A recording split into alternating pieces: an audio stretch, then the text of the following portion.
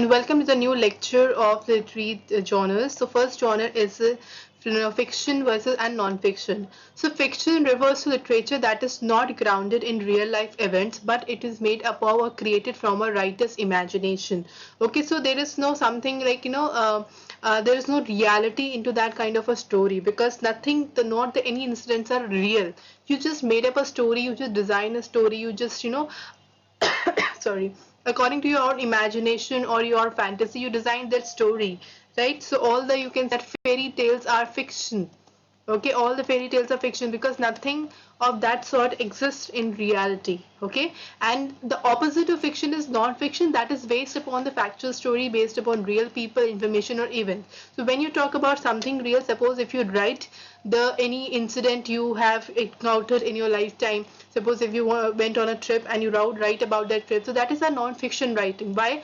Because you are quoting something out of your experience or the thing which you have felt. So fiction in the inclusive sense is any narrative which is feigned or which is invented rather than historically or factually true, whereas non-fiction is historically and factually true. Suppose if I write about Aurangzeb, so that may be non-fiction. Why? Because Aurangzeb as a character do exist in a society and he is a real person. Okay, so it is not something I'm imagining about that particular character. Now, in most present day discussion, the term fiction is applied primarily to prose narratives, like for example, novel and short story. Novel and short story mostly are, fiction. They are fiction, and it's sometimes used as synonymous for the novels because for whatever in novels we write about, so it is all fiction. Okay, and literary forms in which fiction takes off from the fact are often denoted by compound name such as historical fiction, fictional biography, fictional autobiography. Okay, these are not in the form of a novel. Okay, fiction takes off from facts, right? So from like suppose I write something about Aurangzeb and I try to mold some events, like means some events have not might have occurred in his life, but I try to imagine and include that particular thing in the writing, then that would be historical fiction. It is fiction, but it is history as well. So it is something a kind of a malleable structure which is a mix of both fiction and non-fiction. Now, in his comprehensive reclassification of the standard genre, Northrop Fryer, okay, so there was a person known as Northrop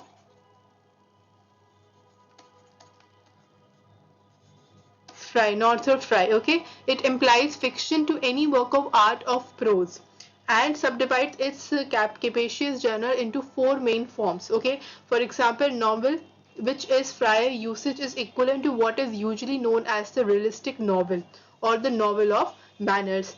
The prose romance, which is related to form of folklore, okay? And there are other types of works in fiction that you write, and mostly you just remember that fiction is not something that is real, it is always imaginary.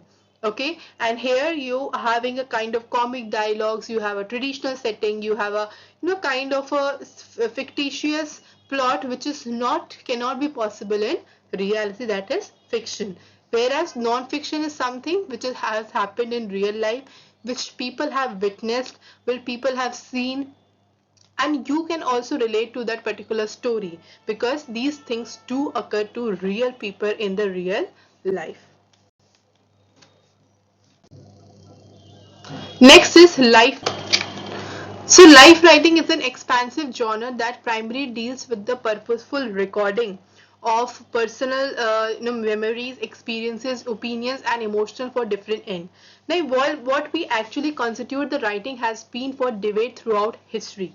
Okay, this is the basically the purposeful you do on deliberation, you just record the person's memories, experiences and opinions from different ends, for different ends, like you just talk to different people who has been surrounded by that person and you just try to include all the viewpoints about that person in that writing. So that is life writing. Now while that actually constitute life writing has been up for debate throughout history, it has often been defined through the lens of the history of autobiographical genre. So obviously the life is like you are writing an autobiography or a biography.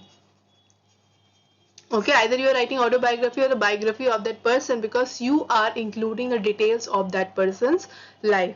Now, framed by these two concepts, life writing as a genre has emerged, which include many subgenres. Now, what are these subgenres? Like one I've already written, that is autobiography. Next is biography. Then you have heard of memoir, right? Then diary, then letter, okay, testimony. All these are the form of life writings, or you can sometimes call it the personal essays. Okay, personal essays also come into this account. Now, it was David McQueen,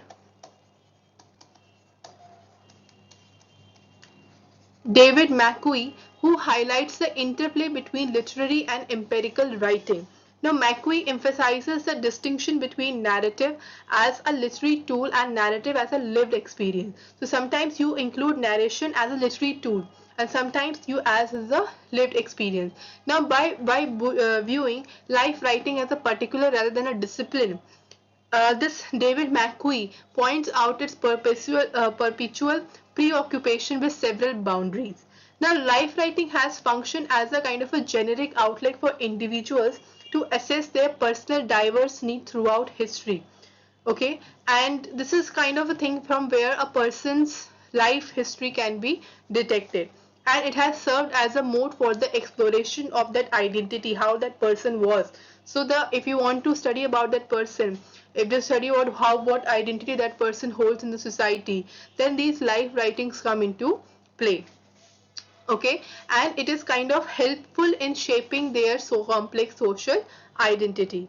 All right, now life writing has further persisted in its use as an emotional phrase space for negotiation of various feelings. So obviously when you are writing about some person, then you not only write it objectively, you try to always cover their viewpoint also, and when the viewpoints are covered, you tend to include the feelings, the inner desires, the aspiration, and or the secrets that person hold throughout the life. So the emotional space is also given life in life writings.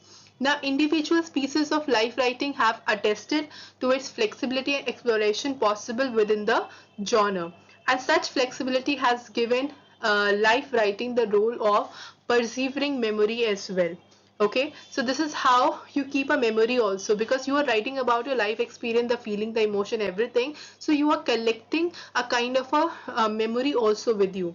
The life writing has been associated with bettering an individual's psychological and cognitive welfare significantly, because you write it sometimes, so it can also be read through the cognitive or the psychological